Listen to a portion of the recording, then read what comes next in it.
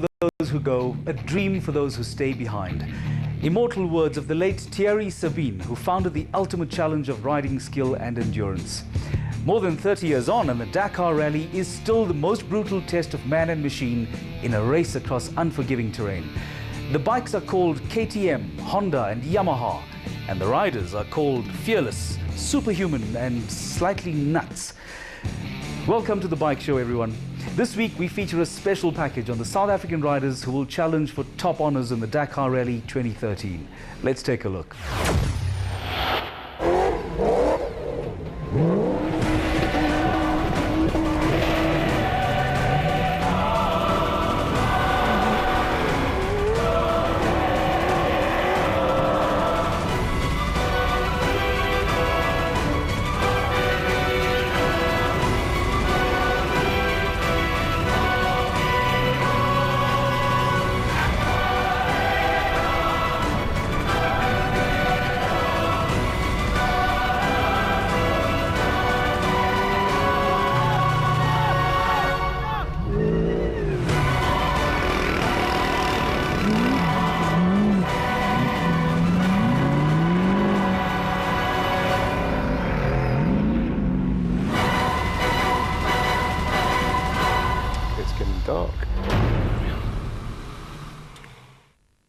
Well, Dakar's really close. There's only 4 months to go. We're in Namibia at the moment, and you know, after last year, I chatted to Mike Brown from Broadlink, and he said to me, "Hey, listen, are we going to go back to Dakar with 2 riders?" And I said, "For sure. I know just the guy, Riaan from Niekerk.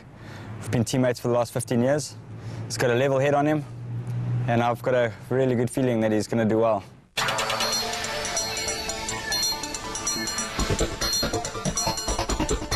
If you're going to make an attempt at the Dakar, there are few better places to train than in the dunes and desert scrublands of Namibia.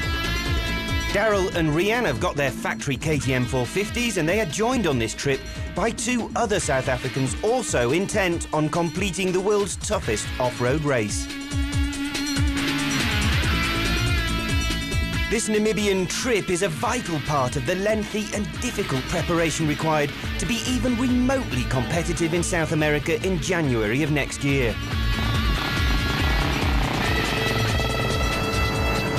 High-speed training can be risky, but in a matter of weeks they will be faced with up to 10 hours of riding like this a day. 10 hours where their concentration cannot wander for a second, or the dream could all too suddenly be over.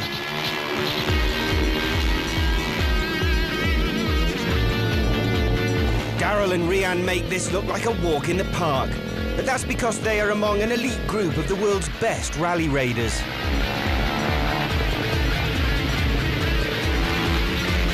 Training is obviously serious business, but it doesn't hurt if you have a bit of fun along the way. You won't be seeing too much of that kind of showboating in the race, or if you do, it probably means a rider has misread his map. And the whole issue of maps and navigation is one of the main reasons the team has come to Namibia. Well, it's day 5 of our Namibian training, and this is what it's really about. We've got some fancy ERTF GPSs, the same as they use in Dakar.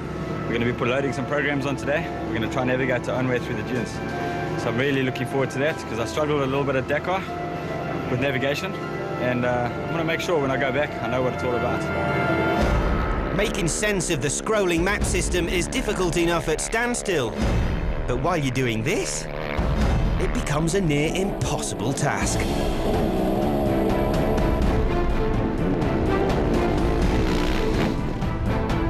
Valuable practice undoubtedly for the factory boys, but even more so for the least experienced of this year's Dakar heroes. I'm a 48-year-old Dakar virgin. I started riding about 20 years ago. By accident, a friend left a bike at my place, and it's been downhill ever since. I'm a weekend warrior. I've been participating in the races, national SA races, for 15 years odd. But I'm definitely a weekend warrior with a Dakar obsession, and it's now time to fulfill that Dakar obsession. Glenn's teammate on the Hondas is South African racer Brett Cummings, who has masses of local racing experience but will also be competing in his first Dakar. It's a daunting prospect, even for a professional, especially the thorny issue of navigation. It's going to be quite an interesting time. We're going to do a bit of cap training, bearing training. So we've got to follow a certain cap and hopefully we can get it right. We go back to Morocco next month for a 2,500 kilometer Rally of Morocco race. 2 weeks later we go and do the Mazuga Rally in Morocco, and then there's another last month of training in December before we head off to Dakar.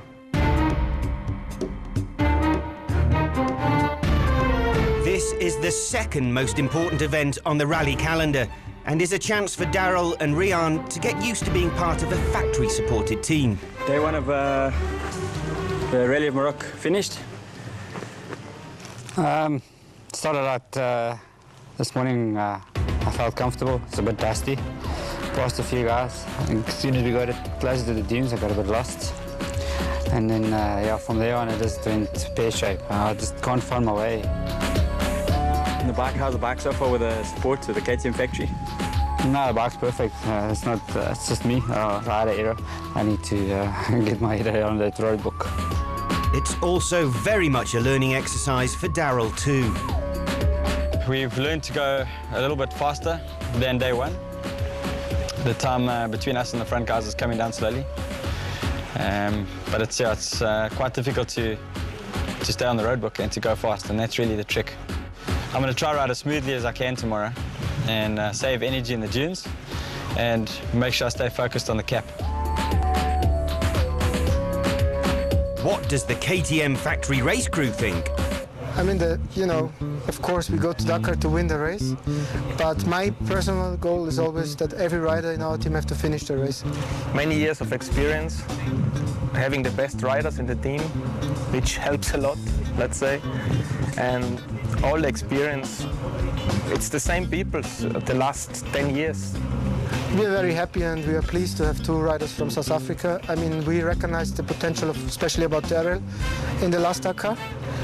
For me, it was amazing what he did in his first Dakar ever.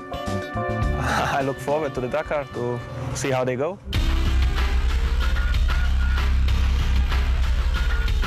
Yes, ProLink, my major sponsor, backing us all the way.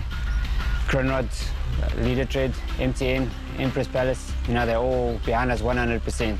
I think they all want to see us get to the finish, and that's great, and they're all passionate about Dakar.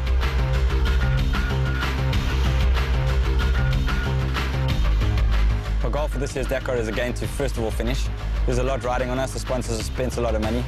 Of course, secretly I'd like to finish in the top 10, but there's a lot of risk that has to be taken. And I saw last year, the riders in the top 10, totally professional, and you really do have to take a lot of risk. Managing that trade-off between risk and speed will be the secret to some good results. That, and obviously not getting lost. Some incredible riding skills there. But the Dakar Rally is about so much more than riding. Many describe it as an epic adventure that demands the best of man and machine. After the break, we'll meet our studio guests, the riders from Team SA, and we'll find out if they've got what it takes.